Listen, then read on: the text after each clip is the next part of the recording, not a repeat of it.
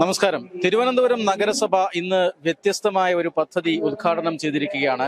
അതായത് പുതിയ അധ്യയന വർഷം ആരംഭിക്കുകയാണ്. നഗരസഭാ പരിധിയിലുള്ള 5000 കുട്ടികൾക്ക് ബാഗ് ഉൾപ്പെടെയുള്ള പഠനോപകരണങ്ങളാണ് ഇന്നിപ്പോൾ വിതരണം ചെയ്യുന്ന പദ്ധതിക്ക് ഉദ്ഘാടനം നിർവഹിക്കപ്പെട്ടിരിക്കുന്നത്. നമ്മോടൊപ്പം കൗൺസിലർ RC ബീന ചേരുകയാണ്. നമസ്കാരം.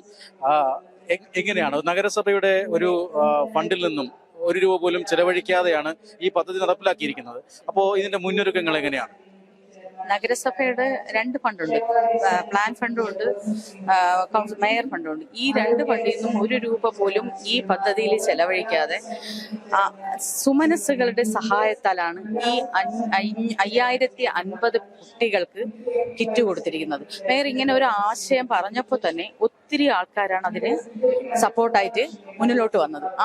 അത് പ്രകാരം ഇപ്പോൾ ഇന്നലെ തന്നെ ഈ 5050 പേരുടെ ബാഗും കൗൺസിലർമാരാണ്. ഇതിൽ എല്ലാത്തിനും ഏറ്റവും വലിയ സന്തോഷം എന്താണെന്ന് വെച്ചാൽ ഒരു പാർട്ടിയുടെ പ്രതിനിധി എന്നുള്ളതല്ലാതെ എല്ലാ കൗൺസിലർമാരും വളരെ നന്നായി സഹകരിച്ചുകൊണ്ട്, ഇപ്പൊ നേരത്തെ പറഞ്ഞതുപോലെ നമ്മുടെ കുട്ടിയുടെ ബാഗ് എങ്ങനെയാണോ ഒരമ്മ സ്കൂള് തുറക്കുമ്പോൾ ഒരച്ഛൻ പ്രിപ്പയർ ചെയ്യുന്ന അതുപോലെ എല്ലാ കൗൺസിലർമാരും സഹകരിച്ചുകൊണ്ട് മേയർ ഇതെല്ലാം, അത് വേറൊരു കാര്യം പ്രത്യേകിച്ച് പറയാനുള്ളത്, എല്ലാം ഫസ്റ്റ് ക്വാളിറ്റി സാധനങ്ങളാണ്.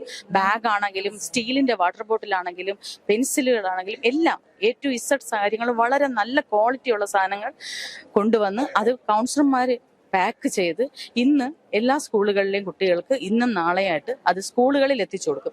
ഇന്ന് കുറച്ചു പേർക്ക് ഇവിടെ കൊടുക്കുകയും ബാക്കിയുള്ളവർക്ക് നാളെ സ്കൂളിൽ എത്തിച്ചു കൊടുത്ത് തിങ്കളാഴ്ച പ്രവേശനോത്സവം ആവുമ്പോൾ എല്ലാ വാർഡുകളിലെയും ഒരു സ്കൂളിൽ 50 കുട്ടികൾ എന്നുള്ള രീതിയിൽ അതിന്റെ ലിസ്റ്റ് എടുത്തത് തന്നെ വിദ്യാഭ്യാസ വകുപ്പിൽ നിന്നാണ്. കാരണം അതിൽ വേറെ ഒരു തരത്തിലുള്ള കൈ കടത്തലുകളും തിരുവനന്തപുരം നഗരസഭയ്ക്ക് ഇല്ല എന്ന് 100% ഉറപ്പുവരുത്തിക്കൊണ്ട് വിദ്യാഭ്യാസ വകുപ്പിൽ നിന്നാണ് ഈ DOയുടെ ഇതില് ഈ ലിസ്റ്റ് എടുക്കുകയും കുട്ടികൾക്ക് കൊടുക്കുകയും ചെയ്തിട്ടുള്ളത്.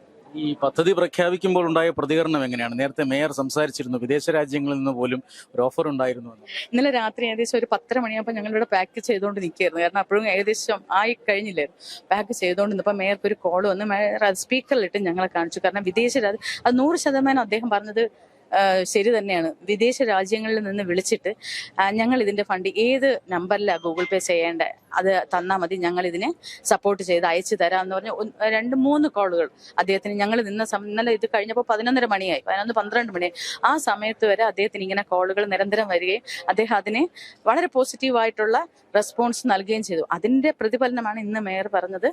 അടുത്ത വർഷം തിരുവനന്തപുരം നഗരത്തിലെ എല്ലാ കുട്ടികൾക്കും സ്കൂൾ കിറ്റ് നൽകാനുള്ള ആ ഒരു ഇതിലേക്ക് മേയറിന് എത്താൻ പറ്റും.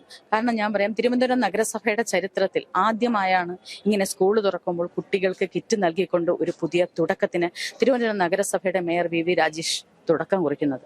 അത് നിങ്ങൾക്കറിയാം, വളരെ വേറെ ഓരോരോ കാര്യങ്ങളിൽ നല്ല നല്ല മാറ്റങ്ങൾ വന്നിട്ടുണ്ടെങ്കിലും ഈ പിഞ്ചു കുഞ്ഞുങ്ങളോടൊപ്പം സ്കൂളിൽ പഠിക്കുന്ന കുട്ടികളോടൊപ്പം നഗരസഭയുണ്ട് എന്ന് 100% പറഞ്ഞുകൊണ്ട് അത് പ്രവൃത്തിയിൽ കാണിച്ചുകൊണ്ട് ഇന്ന് നഗരസഭ തുടക്കം കുറിക്കുകയാണ്.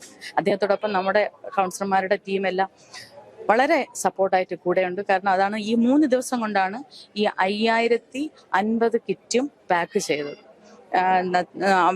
അവരവരുടെ വാർഡുകളിൽ അവർക്ക് നഗരസഭാ കൗൺസിലർമാർക്ക് നല്ല ജോലിയുണ്ട്. കാരണം മഴ വരുന്നുണ്ട്, മഴക്കാല പൂർവ്വ ശുചീകരണങ്ങൾ നടക്കുന്നുണ്ട്, സ്കൂൾ തുറക്കുകയാണ്, അംഗൻവാടി തുറക്കുകയാണ്, ഇതെല്ലാം നടക്കുന്നുണ്ട്. അതിന്റെ ഇടയിൽ പോലും അവർക്ക് കിട്ടുന്ന സമയത്ത് വന്ന് നഗരസഭയിൽ ഇരുന്നു കൊണ്ട് ഇത് ഇത്രയും കിറ്റ് പാക്ക് ചെയ്യാൻ കൗൺസിലർമാരെല്ലാം 100% സപ്പോർട്ടായിട്ട് തന്നെയാണ് നിന്നിട്ടുള്ളത്.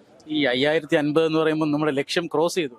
തീർച്ചയായിട്ടും ഞങ്ങളുടെ ലക്ഷ്യം ഇതിപ്പോ സ്കൂളിൽ നിന്ന് തുറക്കുകയാണ്, മറ്റന്നാൾ തുറക്കുകയാണ്. ഇല്ലായിരുന്നെങ്കിൽ നേരത്തെ മേയർ പ്രഖ്യാപിച്ച ലക്ഷ്യത്തിലേക്ക് ഞങ്ങൾ എത്തുമായിരുന്നു. കാരണം ഇത്ര വലിയൊരു സപ്പോർട്ട് സത്യം പറഞ്ഞാൽ മേയർ പോലും പ്രതീക്ഷിക്കുന്നതിന് അപ്പുറമായിട്ടുള്ള ഒരു സപ്പോർട്ടാണ് തിരുവനന്തപുരം നഗരത്തിലെ ജനങ്ങൾ വിദേശ രാജ്യങ്ങളിൽ ഇരുന്ന് പോലും മേയറെ സപ്പോർട്ട് ചെയ്തുകൊണ്ട് അദ്ദേഹത്തോടൊപ്പം നിൽക്കുന്നത്. തുടർന്ന് ഈ സപ്പോർട്ട് ഉണ്ടായിരിക്കുമെന്ന് ഞങ്ങൾക്ക് തിരുവനന്തപുരം നഗരസഭയുടെ മേയറോടൊപ്പം നിൽക്കുന്ന ഞങ്ങൾക്ക് എല്ലാവർക്കും 100% ഉറപ്പുണ്ട്. ഈ ഇത്തരം പദ്ധതികൾ അത് ഈ നാട്ടിലെ സന്നദ്ധ സംഘടനകളും അതുപോലെ തന്നെ റെസിഡൻഷ്യൽ അസോസിയേഷനുകളും ഒക്കെ നടത്താറുണ്ട്. പക്ഷെ ഒരു നഗരസഭ ആദ്യമായിട്ടാണ് ഇങ്ങനെ ഒരു ഇനിഷ്യേറ്റീവ് എടുക്കുന്നത്. അപ്പൊ അതിന്റെ ഒരു ഉത്സാഹം സമൂഹത്തിൽ പൊതുവെ കാണാനുണ്ടെന്ന് തോന്നുന്നു. ഉണ്ട്. കാരണം ഇത് പ്രഖ്യാപിച്ചപ്പോൾ തന്നെ ആൾക്കാർ ഞങ്ങളെ വിളിച്ചിട്ട് മേയർ ഇങ്ങനെ പ്രഖ്യാപിച്ചു, അപ്പോൾ എൻ്റെ കുട്ടിക്ക് അത് കിട്ടാൻ എന്താണ്, അപ്പോൾ നമ്മളെല്ലാം പറഞ്ഞാൽ അത് സ്കൂൾ വഴിയാണ് അതിന്റെ ലിസ്റ്റ് എടുക്കുന്നത്.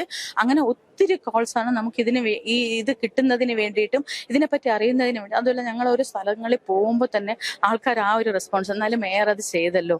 കുട്ടികൾക്ക് ഇപ്പോൾ നിങ്ങൾ കണ്ടു കാണും പാളയം മാർക്കറ്റിൽ നടന്ന കാര്യങ്ങളോ അങ്ങനെ ഓരോ കാര്യങ്ങളും പൊതു കാര്യങ്ങളിൽ അദ്ദേഹം വളരെ നന്നായി സജീവമായി ഇടപെടുന്നു. പക്ഷേ ഒരു കുട്ടികളുടെ കാര്യത്തിൽ, സ്കൂൾ തുറന്നു പോകുന്ന കുട്ടികളുടെ കാര്യത്തിൽ വരെ ഇത്ര സജീവമായി ഇടപെട്ടിട്ടുള്ള ഒരു മേയർ തിരുവനന്തപുരം നഗരസഭയിൽ ആദ്യമായാണ്. ഈ പ്രതിപക്ഷ കൗൺസിലർമാർ പോലും ഈ പരിപാടിയിൽ പങ്കെടുത്തു. അപ്പൊ അതിന്റെ ഒരു ടീം വർക്ക് അത് അത്രമാത്രം ഉറപ്പുവരുത്തിയിട്ടുണ്ടല്ലേ? തീർച്ചയായിട്ടും ഈ ഒരു പരിപാടിയിൽ പ്രതിപക്ഷ കൗൺസിലർമാർ അവരുടെ രാഷ്ട്രീയ ഒരു വ്യത്യാസവും അതിൽ പ്രകടിപ്പിക്കാതെ അവർ ഇന്നലെ മെനങ്ങാനും എല്ലാം ഞാനും ഉണ്ടായിരുന്നു ഈ 3 ദിവസം. ആ 3 ദിവസവും അതിലുള്ള CPM എന്നോ കോൺഗ്രസിലെ ഉള്ള കൗൺസിലർമാർ അവർ 100% വളരെ ആത്മാർത്ഥമായി തന്നെ ഞങ്ങളോട് കൂടെ തന്നെ ഉണ്ടായിരുന്നു. അതിൽ തിരുവനന്തപുരം നഗരസഭയോടൊപ്പം ഞങ്ങളുമുണ്ട് എന്നുള്ള തെളിവ് തന്നെയാണത്. എന്തായാലും മേയർ കെയർ വലിയ ജനപങ്കാളിത്തത്തോടുകൂടി മുന്നോട്ട് പോകട്ടെ. നന്ദി.